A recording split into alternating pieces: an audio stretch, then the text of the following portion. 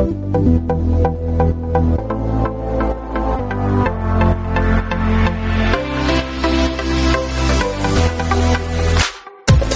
and welcome back to the Soccer Brothers Podcast. This is episode number 53. I'm your host, Sahil, and as always, I'm joined by my brother, Nihal. How you doing, Nihal? I'm doing really well, man. We just came back from France. We had a great trip. Because of our travels, we were unable to have many episodes during the European Championships at all, and also we were unable to have an episode after the European Championships quarterfinals. But we're back at it. I'm excited to talk about all the soccer. There's been a lot going on. Tim Howard made his Colorado Rapids debut. It's great to see him back in MLS. And there's a lot of other stuff going on, but I'm excited just to get back into it and to talk about some great matches. Yeah, before we talk about soccer, why don't we talk about the amazing soccer-themed clothing brand named Ambitious Strike. If you want to get a 15% off discount on their website, ambitiousstrike.com, enter the code BROTHERS at checkout. Yep, go check them out, guys. They're a great website. As always, the link to their website will be in the description. So we're mainly going to be talking about Wales versus Portugal, that semifinal in the European Championships today. But before we talk about that, I want to talk about some big news in MLS. Well, we haven't really talked about many MLS games, but this is some big news. So Orlando City SC fired Adrian Heath, their coach. You know, he's been there for a while, even when they were in the USL. Yeah. And what are your first thoughts on this?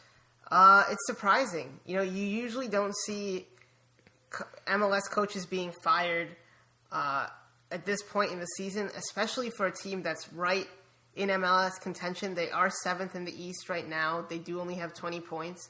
But, I mean, that's tied with Toronto, who are in 6th place. So they're right in the thick of things.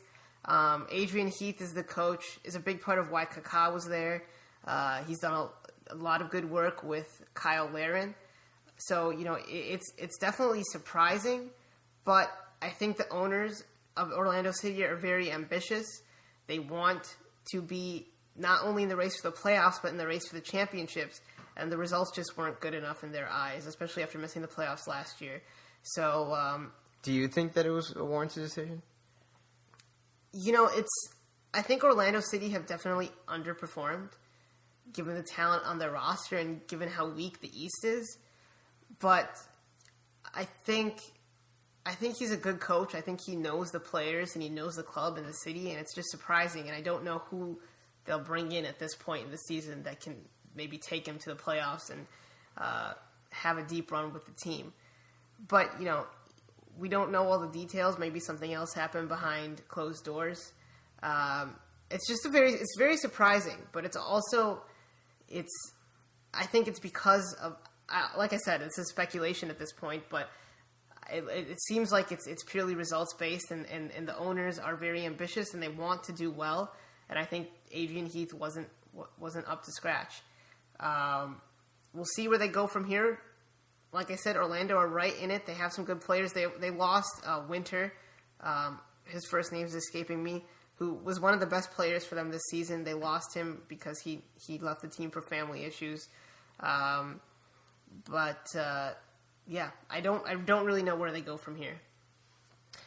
Yeah, we're gonna keep tabs on Orlando and MLS on the podcast as we move forward. So definitely, if you're disappointed in how much we've been covering MLS, that's going to increase after the Euros are done and we start to get back into the flow of things as we got home. Yep. Now, the big game, the Euro semifinal, Portugal versus Wales in Lyon. Both teams that a lot of people didn't predict would make it to the final. Wales, a team that actually has the lowest population of any European country to make it this far. And, both teams really wanted to make it. Obviously, some of the big stories beforehand were that Portugal was missing William Carvalho and Wales are due to suspension, and Wales were missing Ben Davies and Aaron Ramsey due to suspension. So, Portugal did end up beating Wales 2-0. Do you think that those suspensions for Wales were really a big factor in the result of the match? I really do think so. I think you saw Wales have a difficult time unlocking the Portuguese defense, even without Pepe and William Carvalho sitting in front of the defense. I think Aaron Ramsey would have been able to find those pockets of space, been able to hold on to the ball a little bit better. I thought Joe Allen had a terrible game. He gave the ball away a lot. He wasn't able to connect all the passes. And I think Aaron Ramsey would have done a really, really good job in this match. You know, Andy King's a decent player, but he's obviously not at Aaron Ramsey's level. Ben Davies, on the other hand, I think was missed a little bit less, but I do think he was missed. He's been solid all tournament, one of the best players on the team. A side note there is I think the yellow card rule is ridiculous. Two yellow cards in 5 matches doesn't warrant a suspension. But I think they were both very, very, very missed. And I think one of the biggest things is that, you know, Wales is not a very deep team. They don't have a very deep team at all. So once you take away 2 players like that, you know, you're taking away 2 potential substitutions, especially Andy King, who maybe could have helped Wales lay down in a match with fresh legs. And I think that made a big difference. And I think we can definitely see that, you know, Gareth Bale, because of Aaron Ramsey's absence, he had to cover a lot more ground in this game. I mean, he's listed as a second striker on the team sheet, but it looked like he was really playing midfield and forward. Yeah, I mean, he was dropping deep. He was putting in slide tackles. He was creating all the chances from out wide, up the middle. I mean, he was doing everything. And hats off to Gareth Bale. I thought he had a really good match. He was doing everything he could to keep Wales in the match and to try to get something going for the team. Unfortunately, was unable to do so. And, you know, I think he was really let down by the rest of the team. And, you know, Aaron Ramsey was just such a focal point to this team. And he was so instrumental in the Wales attack that I don't think they were going to win without him. And like you said, Gareth Bale, fantastic. Unfortunately, didn't score a goal in the knockout stages of this tournament after scoring 3 in the group stage. But a great tournament for him. And hopefully we see Wales in more tournaments going forward. And this is not just a one-time thing for them. Yeah. From a Portugal side of things, you know, they operated in a 4-4-2, kind of a diamond formation. How do you think that Danilo worked in that defensive midfield role that he had to because of William Carvalho's absence? I thought he was fantastic. I thought he was good defensively. You know, he was not incredible passing the ball, but he did what he needed to do. And I don't think there was a serious drop-off between William Carvalho and Danilo in this tournament. You know, maybe that's because Wales didn't really have much of an attack outside of Gareth Bale.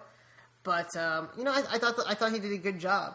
And I think also Bruno Alves was decent too in Pepe's absence. And those, you know, Portugal obviously have a very, very deep team. When you have a player of Carvalho's quality go out and you can just stick in Danilo, it's always a luxury. But I thought he did well. Yeah, I mean, when I was watching this match, it didn't really seem like that much of a diamond to me. I thought that Adrien Silva was playing a little bit deeper than actually the outside, more of the outside midfielders, Renato Sanchez and João Mario, who I thought were fantastic in this match. And I think that's kind of the reason that we saw a better approach from Portugal, because in the other games it was getting it to your fullbacks basically and just whipping in crosses for Ronaldo, and that wasn't working. And I think that playing through the middle, through these outside midfielders and Sanchez and Mario, was one of the reasons that they looked a lot better in this match than they did in other matches in this tournament. Yeah, and I don't think playing on the outside is the best position for Renato Sanchez, but I thought he did a great job, as you said. João Mario, you know, is a very, very exciting player. He led the team in chances created, or he leads Portugal in chances created in this tournament. I mean, I don't think he has much of an end product. He missed that open goal late in the match. But he did a great job of creating some chances, testing the Welsh defense. And as you said, they were pushed up a little bit higher, and I think that really, really helped Cristiano Ronaldo and Nani in this match, because, as you said, they were sort of on an island previously. And, you know, I'm not convinced they're going to be able to do what they did today against Germany or France in the final. Yeah, it's just a different ball game with those right. With those midfields. But yeah, you know, before we start to talk about, actually, we won't talk about that game. Yeah, but we'll have an episode previewing the final when we get to that point. Right. Yeah, and I think another part of the reason they were effective is, you know, one of the reasons they did outclass the Welsh midfield besides pure talent was that, you know, they kept on switching sides throughout the match, and that seemed to confuse them. Yeah, I think because they both bring different things. Joao Mario is a much more attacking player. He's a much more direct player than Renato Sanchez, and he was able to go at both sides of the Welsh defense. Renato Sanchez, a different change of pace, able to find the right pass and able to hold onto the ball and move on possession. I think, as you said, he's a rich man's Darlington Nagbe. So I think, being able to switch those two players and having the Welsh defense having to deal with two different types of players can be really beneficial to the team in the attack, and I think we saw the product of that in this match. And I think once Mario moved from that left to the right side, we actually saw him get into the match more because Wales had a lot of possession for maybe between the 5th and 20th minute. Mario switches to the right side and provides a really, really nice outlet for the Portuguese defense and Danilo in front of the defense. So I think the way that Portugal set up today was spot on. They got two quick goals. Yeah, not two quick goals. 2 goals in quick succession. Yeah, and we'll get into some more specifics of those. But I hope this is something that Fernando Santos sees, because the reason that they could have played like this is because they were forced to play Cedric and Rafael in a more regressive role because of the counterattacks of Gareth Bale. I mean, you have to keep those guys back to some extent. And but I think that But I think in the second half, the fullbacks started to get forward a little bit more, and they weren't just whipping in crosses. But I thought Rafael did a great job from left back, as did Cedric from right back, getting into the attack. And maybe that's because Wales was pushed back a little bit more than they were in the first half, especially once Robson Canoe came off. Vokes and who was the other one? Church didn't really do anything for Wales. I just don't think Wales really had the quality to compete. Something's wrong with Gareth Bale's taking shots from like the half field. Yeah, I know. Those were good shots, though. Yeah, they were. I mean, they were on target. But getting into the specifics of this game, in the 10th minute, Ronaldo was in the box and Jamie Collins had him almost in a chokehold. Do you think that the ref should have called a penalty there? Oh, I think it's cut and dry, a penalty. I don't know what the ref was looking at. And then, they got the ball back, and then on the other side, Wales gets fouled and nothing gets called. So the ref was all right. I guess it didn't really matter in the end. But that was a clear penalty. Clear penalty. And maybe if Ronaldo went down, it would have been called, but it wasn't. Fortunately for Portugal, it didn't really matter in the end. Cristiano Ronaldo was a big part of that when in the 50th minute he scored a powerful header. Yeah, an extremely powerful header. I don't know how he got that much power on it. A great delivery from Rafael off the short corner, and he's able to put it past Hennessy, and just like that, Portugal are up 1-0. And it didn't take Portugal much longer to double their lead when in the 53rd minute, Nani took advantage of a scuffed Ronaldo shot and put it in the back of the net. Yeah, in the right place, in the right time. Hennessy diving one way, Nani able to finish his 3rd goal of the tournament for Portugal, and Ronaldo's 3rd assist. Yeah. Ronaldo, do you think he's had a solid tournament so far, or? I mean, he has 3 goals and 3 assists, which statistically is fantastic. I don't think he's been that great. I don't think he's good as a striker. I think he's much better out wide. I think that's where he can take the game to his opponent. You were complaining a lot about he wasn't in this match about how he wasn't coming to the ball. He wasn't getting the ball at his feet really that much, and I think. He hasn't really been that big of an impact. Well, I mean, it's hard to say because he has been an impact player, but I don't think he's been in the position where he could be an even greater impact player for this team.